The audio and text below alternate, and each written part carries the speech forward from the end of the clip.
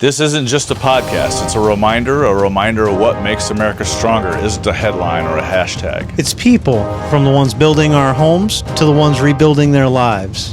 Veterans, tradesmen, neighbors, and volunteers. Real people doing real things. Here we find common ground first, and then we work on our differences. This is the Collective Perspective Podcast, where purpose, people, and progress meet. Hey everybody, welcome back to the Collective Perspective. My name is Jeff, and I'm here with my buddy Travis. Welcome back, everybody. Good to be here. And today we're going to talk about the two most pressing yet under-discussed threats to our well-being in the modern USA, and that is burnout and digital overload. I think that's a very big topic and very relevant to what's going on in the world today. I think it goes back to childhood. I was born in the 70s, not to date myself, but my mom was a stay-at-home mom. I know your upbringing was a little bit different. Yep. But it was still the time, and the majority of families were one-income families. Yes, my family, that's how I grew up. My mom was a single mom with two kids, and it was a different time back then.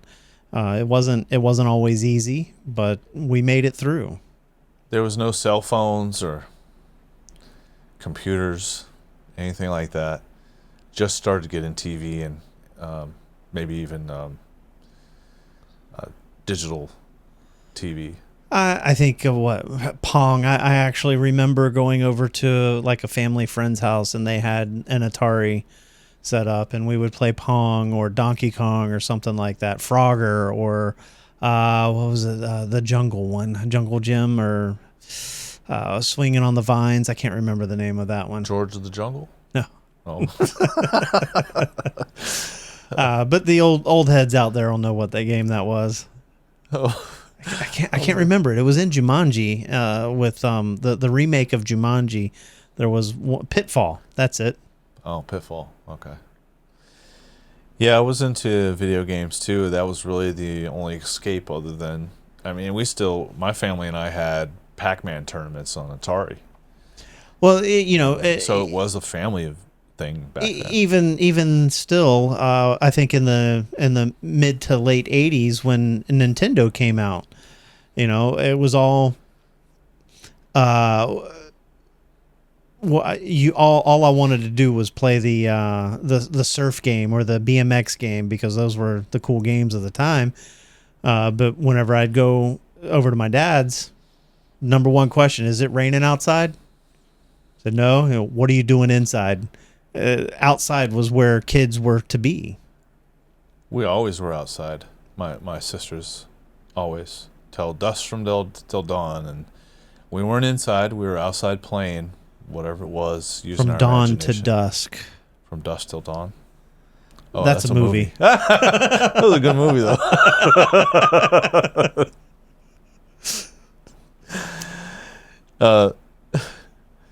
So I remember having movie night with the family, or going to the drive-in theater. Yeah, and that was fun. But even game night, where we'd sit down the whole night and play a different variety of different games, and it was togetherness. And I think families back then and families today are so tied into it. Man, I'm just as guilty. And when it comes to burnout and digital overload, I think they're very well combined together in a lot of aspects, because digital overload causes burnout.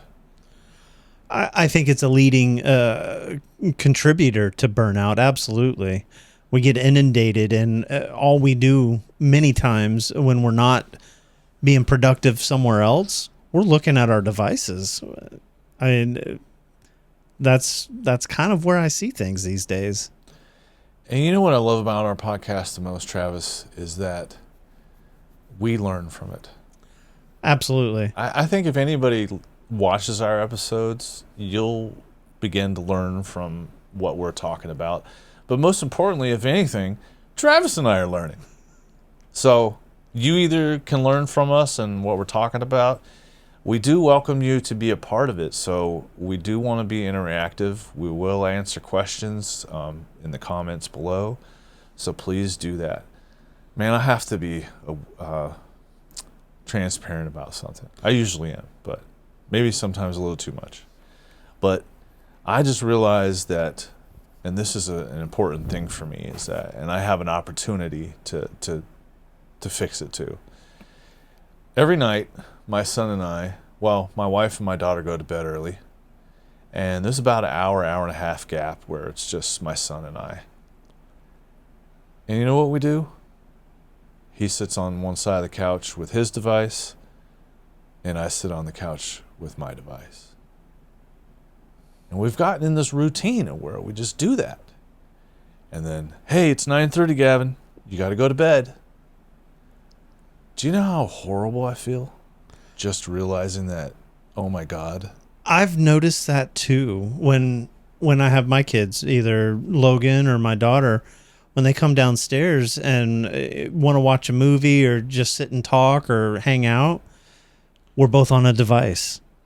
And I said, well, what do you want to talk? Oh, I'm good. I'm okay. They just want, I think the kids today want that closeness.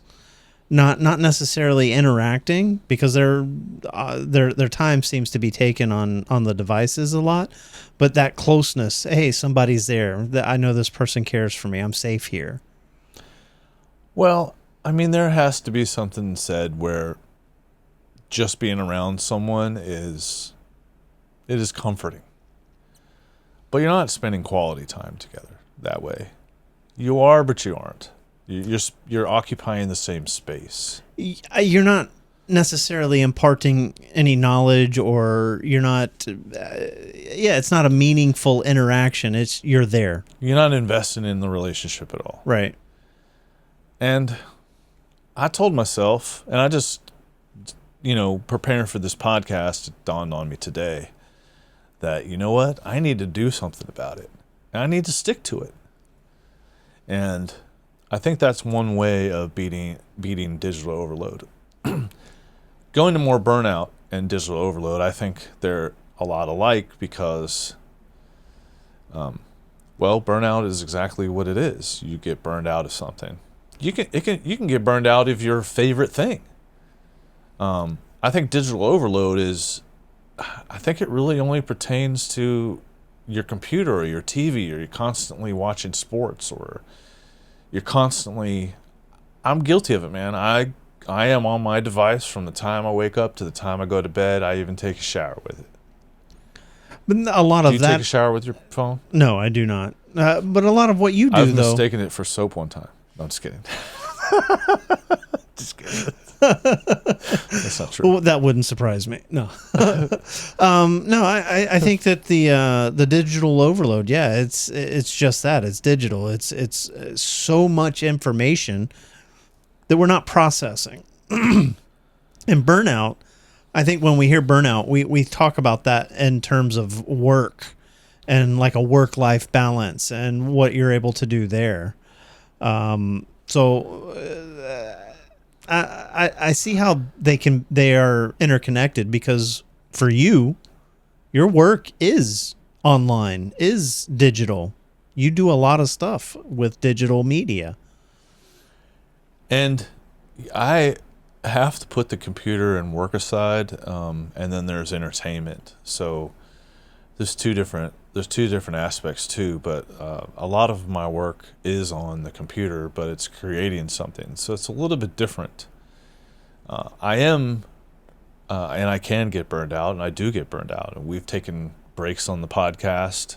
By the way, this is our 54th podcast. 53? 54? Well, 53 excuse me.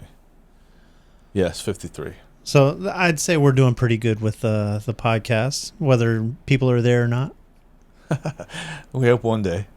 That's our goal. So I think it really comes down to having a work-life balance. And this goes to whether you have digital overload or not. Burnout is burnout. If you work too much, I was just telling myself today, and the hecticness of my job, is that a word, hecticness? If it is, Sure, if it isn't, why I not? just made it up. You can put that in the algorithm. But I was just telling myself today, man, I need some time off. And I think yesterday was a great time off. Yesterday was a holiday. I won't say which one, but it was some time off. But I didn't work. It felt good. Yeah, I'm kind of going through the burnout myself, and me and you have talked about this previously, probably about a month or two ago. Just work-life balance was not balanced in my case. I get up early, go to work, and I stay at work all day and come back, and it's time for dinner and then bed. So I was getting burned out, and I had little motivation. I had little empathy, and I work in a healthcare field, so that's common. But burnout is common in healthcare, education, tech industry, service industries. People get burned out of doing the same thing over and over, and then doing it in a way that's not beneficial to them. They're being toxic in their own productivity. Well, you work salary. I work a salary job. So the always on culture, it really starts to take a toll. I defeat that with two different cell phones. So there's a lot of clients that are mine that I consider friends, so they have my personal cell phone, but also there's a lot that don't, and I'm able to shut them off that way. People may look at me like, you got two phones, man? How do you do it? I'm like, it actually makes my life a lot easier because I can leave one. I leave my work phone at home and I'm gone for the day. I don't have to worry about those stresses. It's also unfair to your employer to expect that you answer your emails and your phone 24/7 a day. They're not really paying for that. And you are by law allowed some time off. Now the salary job kind of gets a little crazy about that, but so it just depends on the expectations. But there are some high expectations in this culture. So burnout, can you identify it? What are some symptoms, or what would you see that would help you identify someone as being burnout? I think people become cynical. They become fatigued. Their attitude changes. Loss of motivation. They seem irritated, stressed out for no reason. But, you can't hold it against them. Everybody gets in that situation or that mindset on occasion. Yeah, I think for me, irritability is a big thing, and lack of motivation. Like I'm still in a little bit of a burnout phase. Before I started this position that I'm in now, I would work out every morning before work. Now I've immersed myself in work. I have lost that time that I would normally work out in the mornings. So yeah, I'm not motivated to get up early and do what I was doing before. I could tell you, man, that my job as a salesperson, I don't really see myself as a salesperson as much as I do a solution provider, but my underlying title is salesperson. And if I'm not providing sales to meet quotas, the pressure's on. And the sad part is that I have to start over at ground zero every month. And it really is sometimes a what have you done for me lately mentality. I think productivity in respect of healthcare and stuff, they do look at your numbers and statistics, and they have their expectations too. That is true. They do. We have different, federal guidelines and stuff that we have to abide by. So that's that contributes to some of that toxic productivity, where it feels like we're reinventing the wheel over and over and over again. Improper attention or misdirected attention to the end product. So how do we reset the balance? I was thinking about this the other day, and the first thing that came to my mind was some type of media blackout. Yeah, you talked to me about this the other day about just doing a social detox, if you will, or a digital detox even. So if you had the day off and you didn't have your cell phone, what would you do? For me, not bike ride, sorry, surfing, golf, or off-roading is what I've been doing lately. I'd like to get into some fishing because I've got a really good fishing partner that I would like to get out and go fishing with. And again, that's without any device. You have it with you as an emergency, but you're not checking it when you're out there actually enjoying the activity. I think establishing boundaries would probably be the worst or the hardest, most difficult thing for me. I don't know, man. I like going to sleep listening to something, so that kind of takes that out of the equation. That's why most Floridians always have a fan on. I do. Besides it being really humid, but Tell me, I tell you what. Whoever's making the fans for Florida, good job. These things go on and they don't come off for years, and they still run.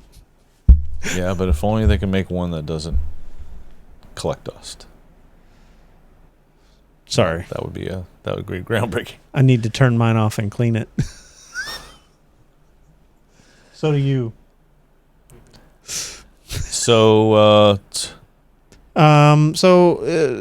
Starting with electronic holidays, yeah? also reclaiming. Sorry. Just have to cut that out. Hold on a second. Pants keep on riding up. You next, Logan? Clear your I throat. think we're kind of killing the flow here. Establish boundaries on your tech. How can we get back into the flow? Better sleep schedule. Yeah, that would work for me. But you're right, though. A better sleep schedule. What time do you go to bed? Lately, I've been kind of all over the place, going to bed at sometimes I'd be going to my bed by 8, 9, and 10. It's the main.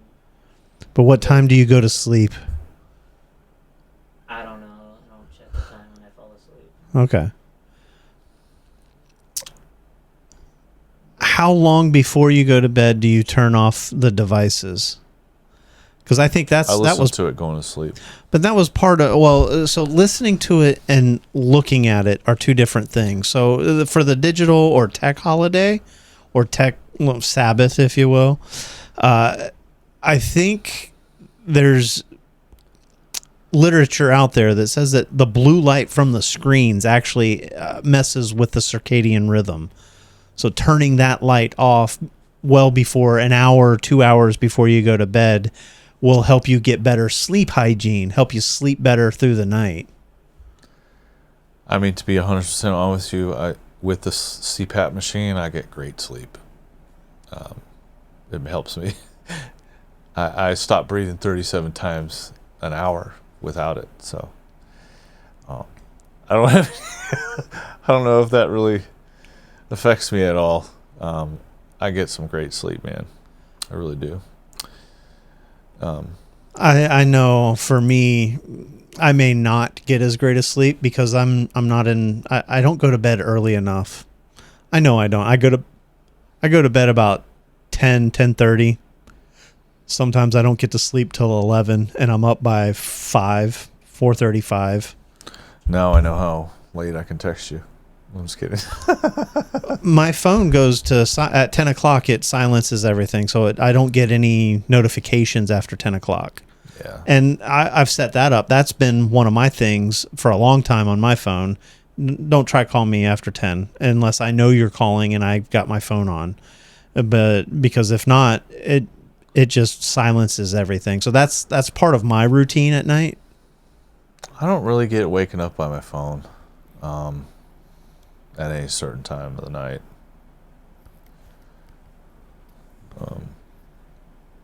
From notifications, I guess. I don't know where we're headed in this podcast. That was resetting the balance. Set boundaries. We're setting boundaries, dude. Some other thing to help you kind of stay away from your devices, finding new hobbies that take up more energy than most things, because the more energy you expend, the more you want to go to sleep, and the more you'd stay asleep, I guess, the better sleep you'll get. So there's a good way to reset the balance. Exploring new hobbies. That's a great idea. Get out there and do real-time stuff. How do you reset? All you listeners out there, if you could put your comments down below, how do you reset your burnout and your digital overload experiences? And have you noticed any differences? Yeah, give us some insight. Give us some things to try out. I've always felt like, and going back to spending some more time with my son at night, I don't want to let time elapse and be told and tell myself, man, if I would have just spent more time. And the crazy thing about life is that the next 5 minutes, the next hour, the next day, it's not guaranteed. Today could be your last day. I don't mean to say that by putting doom and gloom on everybody, but we kind of have to live like every day is our last day. Live life to the fullest. And to me, if I had to, what I plan to do with turning my cell phone off, I plan on doing it with my family and just spending that time playing board games, just playing and talking, maybe even playing video games with my son or playing outside. This last weekend, the kids helped me paint Gavin's room. And well, here's one thing that I've noticed, and even the kids notice too, my daughter, or even my son, when they bring friends over, we have dinner at the table. Pretty much every night we will eat dinner when we're at home at the table with no devices. And when my daughter's friends come over, they were really shocked. They didn't know how to take it, but they actually really liked coming over and having dinner with us because we sit around the table and talk and have a conversation with everybody and no devices. I think that's the key. Put your cell phones down and have some FaceTime with your friends and your family. So. IRL. Go to hut in the woods. To the hut in the woods. Go on a camping trip. We'd like to thank you for watching this episode, and we hope to further enlighten you. We hope that maybe you learn from our conversations. We hope that you have some things to add.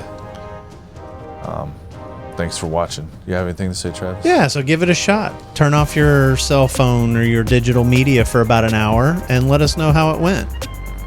An hour a week, that's it. An hour a week. We'll keep what away? An apple a day will keep the doctor away. An hour a week without your cell phone. Keep the doom and gloom away.